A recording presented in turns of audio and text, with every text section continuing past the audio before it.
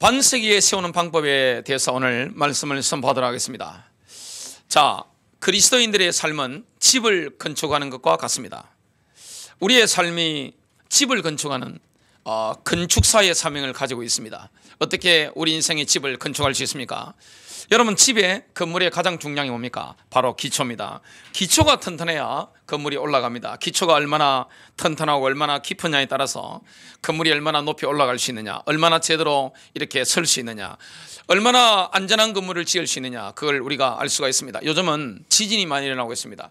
과거에 우리가 몇십 년 전만 하더라도 대한민국은 모든 게 안정된 그런 지형을 가지고 있고, 우리나라에서는 지진이 일어날 가능성이 거의 없다, 그렇게 다들 학자들이 이야기했는데, 지금은 어떻게 됩니까? 경주, 포항, 그리고 서해안 바다, 동해안 할 것 없이 지금 지진이 막 일어나고 있습니다. 전 세계에서 지진이 얼마나 일어납니까? 여러분, 과거에 1900년 동안 지진이 일어난 걸 한번 보십시오. 그것보다 지금 현대에 지금 100년 그리고 최근에 일어난 지진이 급증하고 있는 것을 보게 됩니다. 주님이 다시 오시는 때가 가까워질수록 지진이라든지 전쟁의 소문이라든지 기근이라든지 이런 것들이 막 급증할 것을 성경에 예언했는데, 그 일이 지금 우리 삶 가운데 지금 나타나고 있는 것들을 보게 됩니다. 지진이 많단 말이죠. 또 어려움들이 많단 말이죠. 그런 데일수록 뭐가 중요합니까? 지진 나는 데는 건물 지은 거 보니까, 건물이 달라요 보니까 이렇게 기초가 얼마나 안전한지 모릅니다. 우리 인생에 살아가다 보면 지진이 일어날 때가 있습니다. 태풍이 몰아칠 때가 있습니다. 그때 안전하게 승리하려고 하면 기초가 가장 중요한 겁니다. 그리스도인들의 기초는 누굽니까? 그리스도인들의 기초는 사람이 아닙니다. 그리스도입니다. 그리스도의 생명적 관계입니다. 마태복음 16장 18절입니다. 너는 베드로라, 내가 이 반석 위에 내 교회를 세우리니 음부의 권세가 이기지 못하리라. 그리스도 위에 저와 여러분의 신앙의 기초가 세워져 있으면 음부의 권세가 이기지 못합니다. 악한 마귀가 이기지 못하는 거예요. 교회는 승리하는 것입니다. 저와 여러분은 신앙은 승리하는 것입니다. 왜 그렇습니까? 그리스도로 말미암아 승리하는 겁니다. 이 그리스도의 반석 위에 믿음의 집을 아름답게 건축하려고 하면, 아주 멋있게 튼튼하게 건축하려고 하면 반드시 그리스도를 인격적으로 만나야 됩니다. 내 인생의 근본을 흔들어 놓는 그리스도의 생명적 관계, 인격적인 만남, 체험적인 만남, 이것이 있어야 됩니다. 머리로 하는 그리스도는 그리스도가 아닙니다. 능력이 없습니다. 내가 지식으로, 머리로. 여러분, 학생들은, 공부하는 학생들은 설교 들어버리면 금방 암송해 버립니다. 그냥 머리에 칠판 하나 자체는 그냥 딱 입력해 버린단 말이죠. 그런다고 해서 믿음이 있습니까? 믿음 있는 게 아니에요. 절의 스님들도 성경을 많이 읽습니다. 이슬람교 이런 이맘들도 성경을 봅니다. 제가 이슬람을 연구하고 불교를 연구하고 도교를, 유교를 연구하는 것처럼 타 종교에 있는 사람들도 성경을 다 보고, 일반인들도 교양적으로는 성경을 다 봅니다. 그리고 웬만한 대한민국에 살아가는 이런 엘리트들, 도시에 사는 사람들은 교회를 다 다녀봤단 말이죠. 문제는 뭡니까? 그리스도를 인격적으로 만나지 못한 거예요. 내 인생의 근본을 완전히 뒤집어 놓는 그리스도의 인격적인 만남, 이게 없었던 겁니다. 마태복음 16장 15절부터 17절입니다. 이르시되 너희는 나를 누구라 하느냐? 너희들은 나를 누구라 하니? 시몬 베드로가 대답하여 이르되 주는 그리스도시요 살아계신 하나님의 아들이시니다. 예수께서 대답하여 이르시되 바요나 시몬아, 내가 복이 있도다. 이를 내게 알게 하는 이는 혈육이 아니요 하늘에 계신 내 아버지시니라. 그리스도를 알게 되는 것은 우리가 어디서 배운 게 아닙니다. 누가 가르쳐주는 게 아니에요. 여러분, 그리스도에 대한 계시를 받는 것은 신학교를 가서 배우는 게 아니에요. 또 내가 학문적으로 연구해서 그리스도를 배우는 게 아니에요. 누가 가르친다고 해서 듣는 게 아닙니다. 성령께서 직접 가르치는 것입니다. 계시하시는 거예요. 우리의 스승은 누굽니까? 예수 그리스도인 줄로 믿습니다. 성령으로 이끄시면서 그리스도를 알게 하시는 거예요. 하나님이 이런 분이시다, 이걸 알게 하시는 거예요. 자, 그러면 우리가 반석 그리스도의 기초 위에 세워졌다면, 첫 번째입니다. 그리스도의 반석 위에 견고한 집을 세우려면 하나님의 말씀으로 믿음의 토대를 단단하게 만들어야 됩니다. 요즘은 펜션이라든지 또 야외 같은 이런 집이라든지 이런 집들도 뭘 만듭니까? 올리기 전에 기초가 깔려있다면 그 위에 나무 같은 것들로 토대를 딱 만듭니다. 견고한 토대. 토대를 만드는 이유는 뭡니까? 그 당시 성경에 기록된 또 예수님이 공생에 사역하셨던 그 당시에는 거기는 중동에 가보니까 건기 우기가 딱딱 정해져 있습니다. 비가 내릴 때는 어떻게 됩니까? 확 내립니다. 그리고 몇 달 동안 비가 내리지 않는 경우가 굉장히 많단 말이죠. 그럼 우리가 볼 때는 강이 있습니다만 거기는 뭐가 있습니까? 와디라는 게 있습니다. 평상시에는 비가 내리지 않을 때는 물이 없어요. 그러니까 그 골짜기를 통해서 그 강인데 실제로는 사람들이 다니는 길이 됩니다. 또 와디 그 강에 비가 폭우가 쏟아지면 어떻게 됩니까? 갑자기 물이 불어나서 그 와디 골짜기만 지나가는 게 아니라 옆에들도 그냥 썰어버린단 말이죠. 우리 인생에 살아가다 보면 고난, 환난 다 만납니다. 자, 그리스도인이라고 해서 환난, 고난 만나지 않을까요? 그렇지 않습니다. 어떤 집이든지 나 모르는 고민들이 다 있습니다. 내 문제가 가장 커 보이지만 사실은 다 가지고 있습니다. 갈등도 가지고 있고 눈물이 있고 웃음이 있고 한숨이 있고 좌절이 있고 기쁨이 있고 감사가 있고 어떤 집이든 다 있습니다. 폭풍우는 다 만나는 거예요. 와디가 이렇게 폭우가 쏟아져 가지고 폭풍우가 확 몰아치버리면 이렇게 모든 집을 다 와디 근처에 있는 집들은 다 부딪히게 되는데 그때 두 종류의 집으로 나눠집니다. 자, 이 사도행전 14장 22절 보면 자, 어떤 집이든지 환난, 어떤 인생이든지 고통, 이거는 다 있습니다. 우리가 하나님 나라에 들어가려면 많은 환난을 겪어야 할 것이라, 환난 없이 천국 간다, 이렇게 말하는 분이 있다면 그는 영적 사기입니다. 우리가 천국 가는 그날에 뭐가 있습니까? 반드시 환난과 어려움은 다 있습니다. 근데 두 종류의 사람이 있습니다. 지혜로운 사람이 있고 어리석은 사람이 있는 겁니다.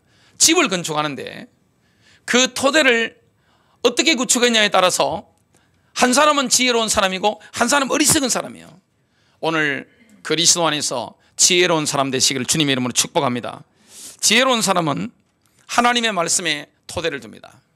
하나님의 말씀에 순종함으로 말미암아 토대를 딱 만들어 놓으니까 폭풍우가 팍 쳐버려도 어떻게 됩니까? 집이 부딪혀도 이게 집이 무너지지 않는 거예요. 마태복음 7장 24절 25절 그러므로 누구든지 나의 이 말을 듣고 행하는 자는 그 집을 반석 위에 지은 지혜로운 사람 같으리니 비가 내리고 창수가 나고 바람이 불어. 창수란 말은 홍수입니다. 지금 폭풍우가 치는 거예요. 그 집에 부딪히되 무너지지 아니하나니 이는 주추를 반석 위에 놓은 까닭이요 그랬습니다. 자, 어리석은 사람은 어떻습니까? 말씀을 듣기만 하는 겁니다. 하나님께 기만 빌려드리는 거예요. 들었기 때문에 알고 있습니다. 기만 빌려드렸지만 뭘 하지 않습니까? 순종이 없는 것입니다. 말씀에 대한 순종이 없으니까 인격적인 변화, 삶의 변화, 내 마음의 변화, 동기의 변화, 이게 일어나지 않는 겁니다. 인간관계의 변화가 일어나지 않는 거예요. 희망이 없다는 것을 오늘 마태복음 7장 26절과 27절에 말씀합니다.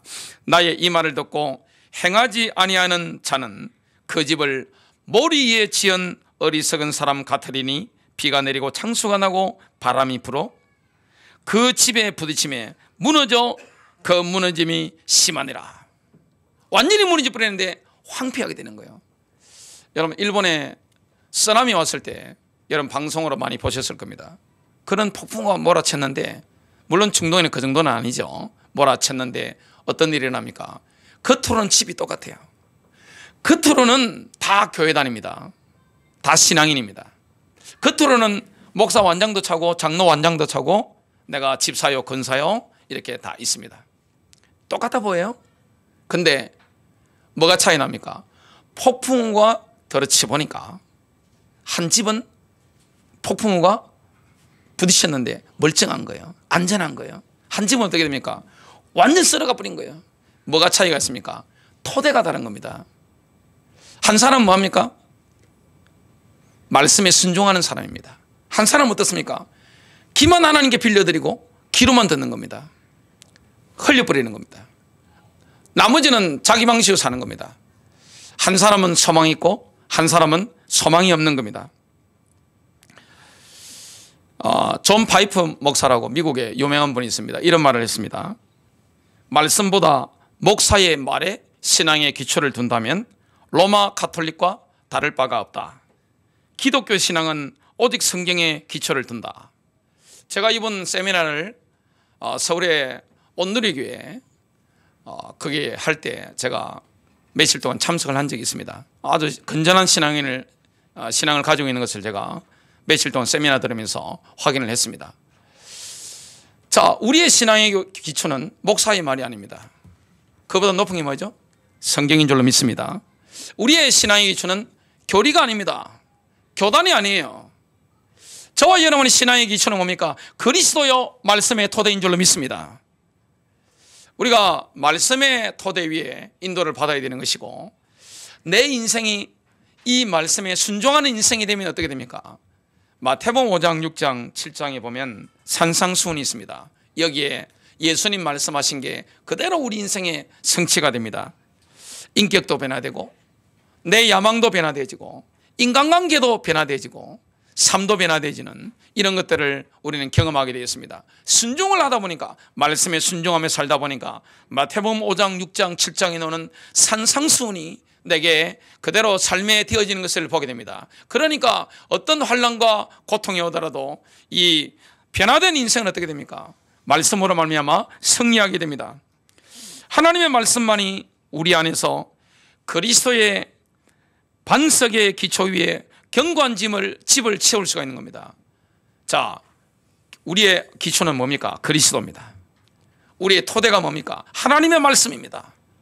토대를 제대로 놓아야만이 어려움 오고 위기가 오고 폭풍이 몰아칠 때 흔들리지 않는 집이 되는 겁니다. 만일에 우리가 말씀을 듣고 귀로만 듣고 흘려버리면, 귀만 하나님께 빌려드리는 수준으로 되어버리면 어떻게 됩니까? 희망이 없는 신앙생활입니다.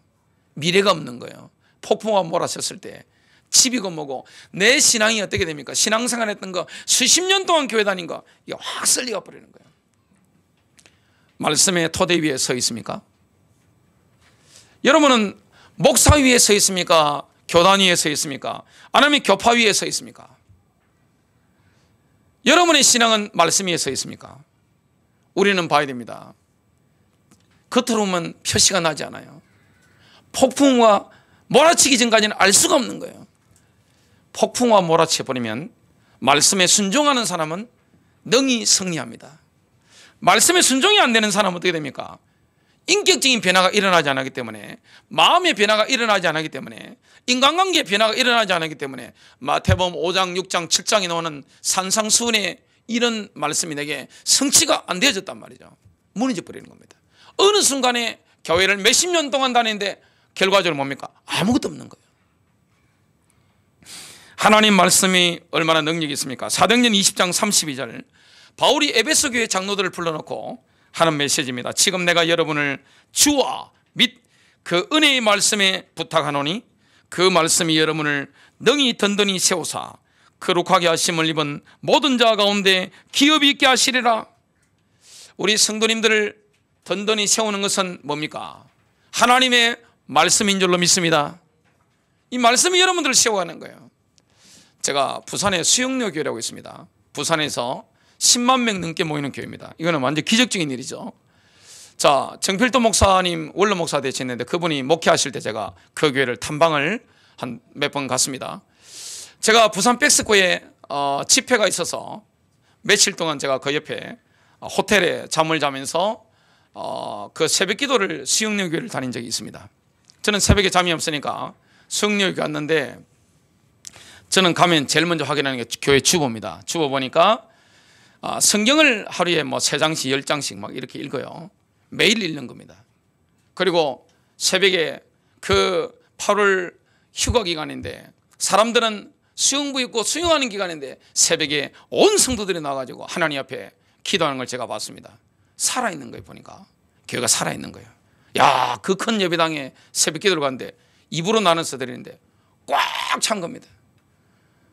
설교 끝나고 나니까 이 성도들, 뜨거운 심령의 성도들이 앞에 강단 중심으로 나가서 무릎 꿇고 막 나라와 민족을 놓고, 그리고 부산을 축복하시도록, 대한민국을 축복하시고 세계 선교하시도록 하나님 나라 확장을 위해서 기도한 걸 봤습니다. 말씀 중심의 신앙은 흔들리지 않습니다. 여러분의 신앙의 기초를, 토대를 어디 놓아야 됩니까? 목사의 말이 아니에요. 교리가 아니에요. 교단이 아니에요. 사람이 아니에요. 사람의 말이 아니에요. 뭡니까? 하나님의 말씀 위에 놓아야 될 줄로 믿습니다. 바울이 지금 자기가 개척했던 에베소 교회를 떠나면서 그 장로를 본인이 직접 세웠단 말이죠. 떠나면서 부탁한 말이 뭡니까? 누구에게 부탁했습니까? 주님과 그 은혜의 말씀께 부탁한 겁니다. 하나님의 말씀이 교회를 이루어가는 겁니다. 교회는 어디에 세워져야 됩니까? 사람의 말과 이론이 아닙니다. 오직 하나님의 말씀인 줄로 믿습니다. 성경도 하나님의 말씀이고 그리스도도 하나님의 말씀입니다. 성경의 여러 구절들을 보면 하나님의 말씀이라는 칭호는 예수 그리스도에게 주어집니다. 요한복음 1장 1절입니다. 태초에 말씀이 계시니라. 이 말씀이 하나님과 함께 계셨으니 이 말씀은 곧 하나님이시니라. 요한복음 1장 14절, 말씀이 육신이 되어 우리 가운데에 거하심에 우리가 그의 영광을 보니 아버지의 독생자의 영광이요 은혜와 진리가 충만하더라.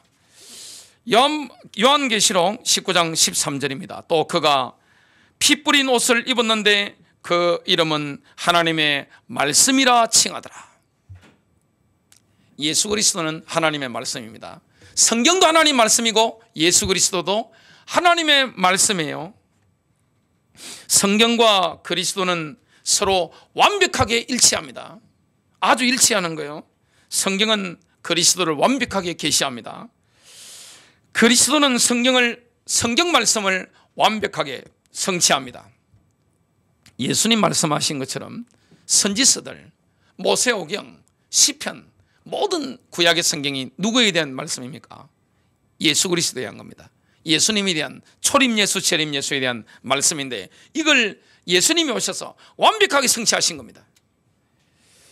성경은 기록된 하나님의 말씀이고 그리스도는 하나님께서 친히 하시는 말씀이에요. 성경과 예수 그리스도는 완벽하게 일치하는 거예요. 성령님께서는 성경에 기록된 말씀을 통해서 하나님을 계시하십니다. 또한 성령님께서는 말씀이 육신이 되신 예수 안에서 하나님을 계시하는 겁니다. 두 번째입니다. 하늘 보좌에 앉으신 그리스도께서는 말씀에 순종하는 제자와 함께 하십니다. 주님이 놀라운 말씀을 하셨습니다. 내가 너희를 떠날 것이다. 요한복음 14장에 보면 내가 너희를 떠날 거야. 또 다른 보혜사를 보낼 것이다. 진리의 성령이 오시면 너희를 진리 가운데로 인도하실 것이다. 생각나게 할 거야. 제자들은 이게 무슨 말씀인가 싶어서 도무지 이해를 못했습니다. 요한복음 14장 19절입니다. 조금 있으면 세상은 다시 나를 보지 못할 것이로되 너희는 나를 보리니. 이 말씀은 뭐냐면 너희는 계속해서 나를 보리니. 이 무슨 말씀입니까? 예수님이 떠나신다고 하는데 주님이 계속해서 나를 볼 것이다 말씀하고 있습니다. 그러면 우리가 계속해서 예수 그리스도를 지금 이 시간도 볼 수 있는 길이 뭘까요? 그 길이 있습니다. 근데 이게 의문이 들었던 제자가 묻습니다. 요한복음 14장 22절, 가롯인 아닌 유다가 이르되 주여 어찌하여 자기를 우리에게는 나타내시고 세상에는 아니하려 하시나이까? 세상이 모르는 방식으로 우리와 연락하려고 하십니까? 예수님이 답변하십니다. 요한복음 14장 23절, 예수께서 대답하여 이르시되 사람이 나를 사랑하면 내 말을 지키리니 내 아버지께서 그를 사랑하실 것이요 우리가 그에게 가서 거처를 그와 함께 하리라. 예수님의 대답을 이해하는 키는 내 말을 지키리니 이 말씀에 있습니다. 그리스도의 말씀을 지킨다는 것은 그리스도의 제자와 세상에 속한 사람을 구분하는 리트머스 시험지와 같습니다. 리트머스 시험지를 가지고 산성과 알칼리성을 구분하잖아요. 이 사람이 그리스도의 제자인가 세상에 속한 사람인가를 뭘 통해 알 수 있습니까? 교회 다니는 것은 모릅니다. 뭡니까? 하나님의 말씀을 지키는가, 하나님의 말씀을 따라가는가. 그 하나님 말씀을 따라간다는 것은 목사의 말을 따라가는 게 아닙니다. 뭡니까? 주님의 말씀을 따라가는가. 그 말씀을 따라간다는 것은 교단을 따라가는 게 아닙니다. 정말 하나님 말씀을 따라가는가. 이걸 보면 그리스도의 제자인가, 세상에 속한 사람인가. 이걸 보면 교회 조직에 속한 사람인가, 아니면 예수 그리스도께 속한 사람인가, 우리가 정확하게 알 수가 있습니다. 말씀을 지키고 순종할 때 그리스도께서는 하나님의 말씀을 통하여 제자들에게 자신을 나타내시는 겁니다. 말씀 지키는 제자에게, 말씀 따라가는 제자에게 주님은 함께 하신다고 말씀했습니다. 보게 되는 겁니다. 우리가 말씀을 따라갈 때, 말씀을 지킬 때 예수 그리스도를 보게 되는 거예요. 부활하신 주님이 성령으로 역사하신다는 걸 보게 되는 거예요. 말씀을 지키는 것은 과연 내가 하나님을 사랑하는 제자인가를 시험하는 가장 큰 시험입니다. 하나님이 은혜를 주셔야 말씀을 지킬 수가 있는 거죠. 여러분, 말씀을 지킨다는 것은 내 의지로 하는 게 아닙니다. 뭔가 율법적으로 뭘 내가 얽어매는 게 아닙니다. 뭡니까? 성령이 오시면, 오순절 이후에 성령이 오셨단 말이죠. 성령이 내주하시고 인도하시니까 성령님의 인도를 따라서 자유하게 따라가다 보니까 말씀 따라 사라진 겁니다. 말씀을 지켜진 겁니다. 이게 하나님의 은혜입니다.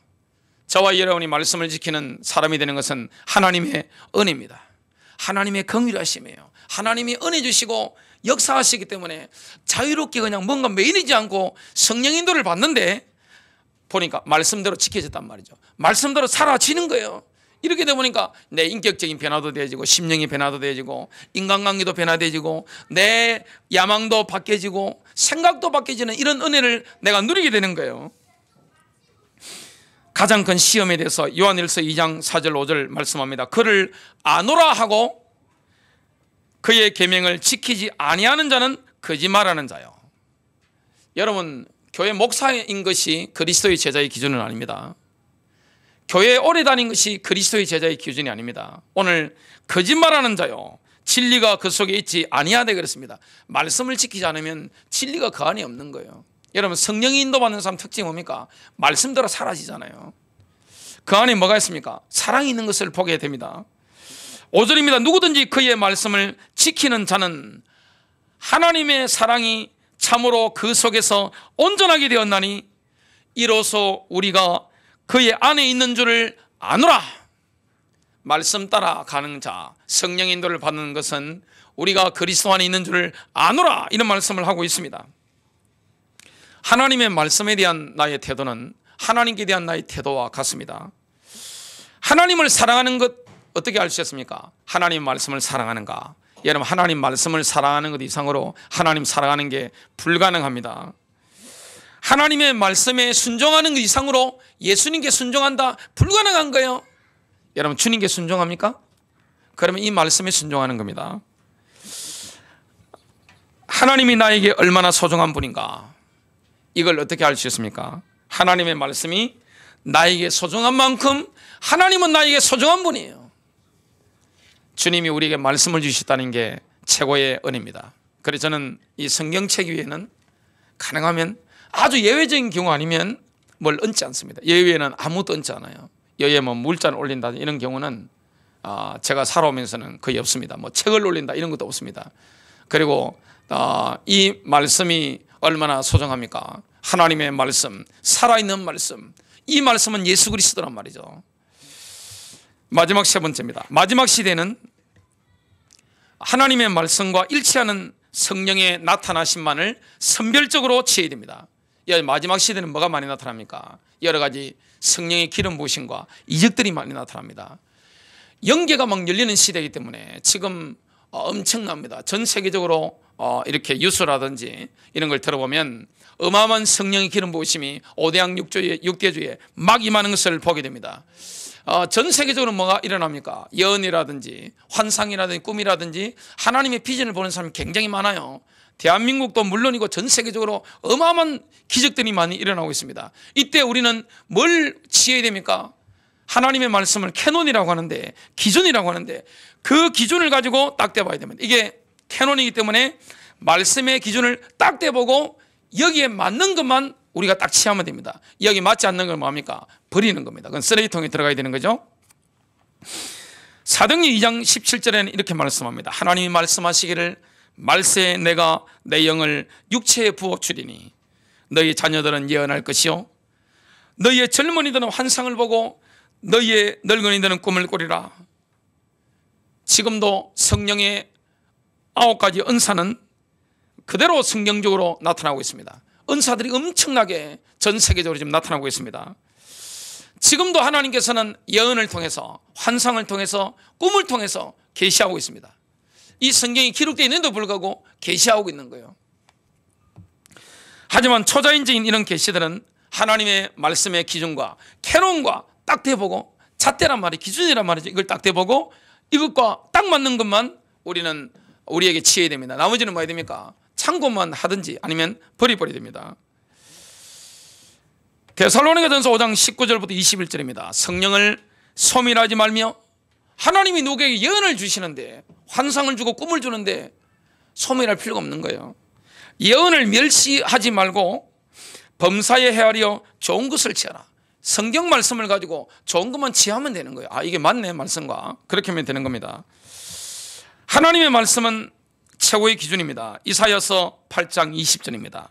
마땅히 율법과 증거의 말씀을 따를지니 그들이 말하는 바가 이 말씀에 맞지 아니하면 그들이 정녕 아침빛을 보지 못하고, 하반절을 킹제임스 버전으로 제가 한번 읽어보면요, 만일 그들이 이 말씀에 따라 말하지 아니하면 이는 그들 안에 빛이 없기 때문이라. 어떤 목사도, 어떤 사람도, 어떤 조직도, 어떤 교회도, 어떤 교단도 하나님의 말씀보다 우선할 권리가 없습니다. 하나님의 말씀에서 벗어날 권위가 없는 것입니다. 모든 기준이 뭡니까? 하나님의 말씀인 줄로 믿습니다. 저의 설교를 듣는 우리 성도님들은 유튜브라든지 어디 집회 같은 데 혹시 세미나 참석할 때가 있단 말이죠. 그리고 어떤 성도들을 주위에서 많이 만난단 말이죠. 대한민국에는 기독교는 굉장히 많습니다. 교회가 너무 많아요. 굉장히 많아요. 그런데 설교 딱 들으면 저거는 말씀의 기준과 맞다 틀리다, 이걸 분별할 수 있는 기준이 정확하게 있어야 됩니다. 이게 통찰력이 있게 되시길 바랍니다. 무조건 내 마음에 든다고 해서, 나에게 위로를 주고 내게 힘을 준다고 해서 옳은 건 아닙니다. 진리에 벗어난 것은 그 안에 뭐가 없다는 말씀을 하고 있는 거죠. 빛이 없는 거예요. 어둠 가운데 있는 것입니다. 하나님의 말씀에 벗어난 그만큼 그 사람, 그 목사, 그 교단, 그 교파는 어둠 가운데 있는 겁니다. 그 부분만큼은 어둠 가운데 있는 겁니다. 오를 수가 없는 겁니다. 그리고 하나님의 말씀에서 벗어난 그 각도만큼, 측면만큼 지금 빛을 보지 못하고 있는 거예요. 그래서 가장 좋은 것은 뭡니까? 설교만 들으면 안 됩니다. 하나님의 말씀을 직접 읽어야 되는 줄로 믿습니다. 그리고 예수님만 사랑하는 축복이 되시길 바랍니다. 동기가 이렇게 오직 주님이 되어지면 그 깨끗한 마음에, 선한 양심에 하나님의 말씀이 이렇게 임한단 말이죠. 그러면 어떻게 됩니까? 알게 됩니다. 여러분, 은행에서 이게 진짜 화폐인지 위폐인지 어떻게 구분합니까? 그 사람은 잘못된 걸 세지 않습니다. 자, 위조된 지폐를 이렇게 막 세는 게 아닙니다. 뭘 항상 보는 거죠? 진짜 지폐를 늘 세다 보면, 가짜 지폐는 뭡니까? 넘기다 보면 딱 잡아냅니다. 진짜 설교를 듣다 보면, 진짜 말씀을 읽다 보면 어떻게 됩니까? 딱 듣는 순간에 바로 알아버립니다. 저거는 가짜구나. 저 설교는 진리에서 벗어나 있어. 이 각도만큼, 이 측면만큼은, 다른 거는 진리가 있는데 이 측면만큼은 어두운 가운데 있는 것이야. 이걸 바로 아는 겁니다. 그걸 보고 영적 통찰력, 영적 분별력이라고 합니다. 그래서 이 마지막 시대는 사람이나 목사나 교회나 교단을 따라가면 안 됩니다. 뭘 해야 됩니까? 영적 분별력이 있어야 되는 거예요. 누가 가르쳐 주는 거죠? 성령이 우리 안에 계시기 때문에 가르쳐 주시는 겁니다. 여러분의 스승은 누굽니까? 성령님인 줄로 믿습니다. 성령이 완전한 거예요. 내 안에 계시는 거예요. 나와 함께 계시는 거예요. 성령이 완전하시는 거예요. 그래서 성령의 기름 부음을 받게 되면 알게 되는 겁니다. 마지막 때는 엄청난 성령의 기름 부으심이 나타나는 반면 마귀의 역사도 그에 비례해서 왕성해지게 됩니다. 이 마지막 시대이기 때문에 지금 건투를 친다면 15라운드 같으면 지금 15라운드가 시작이 됐습니다. 마귀가 지금 자기가 패할 걸 알면서도 발악을 하는 거란 말이죠. 그 시간표입니다. 그러니까 마귀 역사가 얼마나 많이 납니까? 여러분, 대한민국에 예수님이 얼마나 많은지 아세요? 굉장히 많습니다. 대한민국에 내가 그리스도다 굉장히 많습니다. 유달리 대한민국에는 그리스도도 많고 예수님도 굉장히 많습니다. 내가 예수라는 거예요. 내가 그리스도라는 거예요. 내가 성령이라는 거예요. 그런 정신 문제 있는 사람 수준이 대한민국에 굉장히 많습니다. 이걸 분별해야 됩니다. 왜냐? 왜 따라갑니까? 왜 진짜 이단을 따라갈까요? 왜 내가 예수라는데 따라갈 거예요? 말도 안 되는데. 내가 그리스도라는데 왜 따라갈까요? 눈앞에서 기적이 나타나 버립니다. 보여지 버린다니까요. 눈앞에 기적이 나타나는 거예요. 지금 그런 시대가 나타난 겁니다. 안 따라가겠어요? 여러분, 영적 분별력이 있어야 됩니다. 마지막 시대는. 주님이 뭐라고 하셨습니까? 마태복음 24장 23절 24절 그때의 사람이 너희에게 말하되 그리스도가 여기 있다 또는 저기 있다 하여도 믿지 말라. 거짓 그리스도들과 거짓 선지자들이 일어나 큰 기적과 기사를 보여 할 수만 있으면 택하신 자들도 미혹하리라.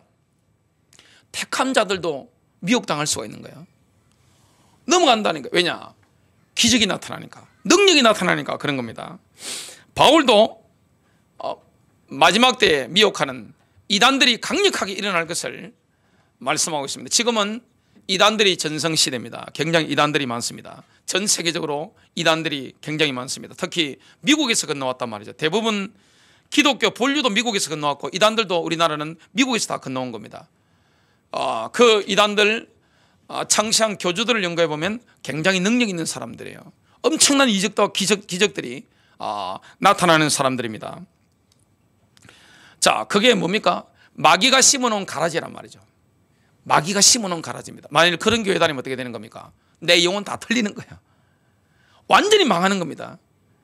내 몸만 망하는 게 아니라 내 영까지 영혼이 멸망당하는 거예요. 본인만 망하는 게 아닙니다. 후손까지 다 망하는 거예요. 디모데전서 4장 1절 2절입니다. 그러나 성령이 밝히 말씀하시기를 후일에 어떤 사람들이 믿음에서 떠나 미혹하는 영과 귀신의 가르침을 따르리라 하셨으니 자기 양심이 화인을 맞아서 외식함으로 거짓말하는 자들이라. 위선자들이란 말이죠. 위선자, 외식하는 자들, 미혹하는 영이기 때문에. 왜 이단을 따라갈까요? 미혹당이기 때문에 모르는 겁니다. 세뇌가 되기 때문에 모르는 거예요. 사람이 미혹당하면 좋아 보입니다. 제가 목회할 때 어떤 남자 장로님이 그 말씀 하시더라고요. 그분은 도박도 하시고 뭘 많이 하신 분인데, 제가 그런데 잘 모르니까 목사님 술집에 가서 빨간 불빛 밑에 계속 마시다 보면 모든 여자가 예뻐 보입니다. 그러는 겁니다. 그게 갑자기 생각이 나는데, 이 마귀가 미혹해 버리면 어떻게 됩니까? 듣는 모든 설교가 좋아 보이는 거예요. 모든 게 좋아 보이는 겁니다. 이게 미혹입니다. 귀신의 영을 따르는 겁니다. 이런 영분별력이 있게 되시기를 주 예수 이름으로 축복합니다. 마지막 시대는 영계의 혼란이 엄청나게 일어나는 겁니다. 하나님의 말씀과 하나님의 영이 언제나 완벽한 하모니를 이루면서 같이 나간다는 걸 알면 미혹당하지 않습니다. 말씀과 성령이 따로따로 역사하는 부분은 없습니다. 그래서 하나님의 말씀을 따라가는 자, 그리스도를 따르는 거기 때문에 미혹당할 법이 없습니다. 하나님의 말씀이 하나님의 입으로부터 나갈 때 하나님의 영도 따라 나갑니다. 시편 33편 6절 여호와의 말씀으로 하늘이 지음이 되었으며 그 만상을 그의 입기운으로 이루었도다. 천지 만물을 창조하실 때 하나님의 말씀과 하나님의 영이 완벽하게 하모니를 이룬 가운데 역사가 일어나는 것을 우리가 보게 됩니다. 창세기 1장 2절입니다. 땅이 혼돈하고 공허하며 흑암이 깊음 위에 있고 하나님의 영은 수면 위에 운행하시니라. 3절입니다. 하나님이 이르시되 빛이 있으라 하시니 빛이 있었고, 하나님이 빛이 있으라 말씀하시니까 하나님의 영이 같이 나가서 빛이 창조된 거예요. 결론 맺습니다. 여러분 지금 어디에 토대를 굳히겠습니까? 하나님의 말씀에 순종함으로 믿음의 토대를 굳히겠습니까? 아니면 어떤 각도에서 어떤 측면에서 하나님의 말씀에서 내가 벗어나 있습니까? 그만큼 어두운 가운데 있습니까? 우리는 이 말씀이 완전하기 때문에 성령의 지시를 따라 이 말씀 따라 가면 승리하게 됩니다. 저와 여러분의 신앙이 어디에 토대를 구축해야 됩니까? 하나님 말씀으로 토대를 다 구축해야 됩니다. 여러분, 축구 선수들도 이번에 벤투 감독이 그 이야기를 했습니다. 선수를 이렇게 갑자기 다 안 바꾸는 겁니다. 20명 가지고 토대를 딱 만들어서 5명의 선수를 이 변화를 줘서 이렇게 만들어 나가는 겁니다. 기본이 이렇게 흔들리면 안 되니까요. 모든 것의 토대가 굉장히 중요하단 말이죠. 내 인생에, 내가 살아가는 신앙생활에, 내 인생에 뭘로 토대를 구축해야 됩니까? 하나님 말씀입니다. 하나님 말씀에 순종하는 거, 하나님 말씀 내가 따라가는 거. 하나님 말씀을 따라가는 것과 목사의 말을 따라가는 게 다를 수 있습니다. 하나님 말씀을 따라가는 것과 다른 조직의 말을 따라가는 게 다를 수 있습니다. 우리는 하나님의 말씀이 맞다면 항상 그 말씀으로 돌이키게 될 줄 믿습니다. 왜냐? 이것만 캐논이 될 수 있는 것입니다. 저와 여러분, 이 말씀에 순종할 때, 말씀을 지키고 따라갈 때 누가 함께 합니까? 부활하신 주님이, 보좌에 앉으신 주님이 우리와 함께 하겠다고, 성삼위 하나님이 우리와 함께 하셔서 역사하시겠다고 말씀했습니다. 이 마지막 시대에 이 응답 누리게 되시기를 주 예수 그리스도 이름으로 축복합니다.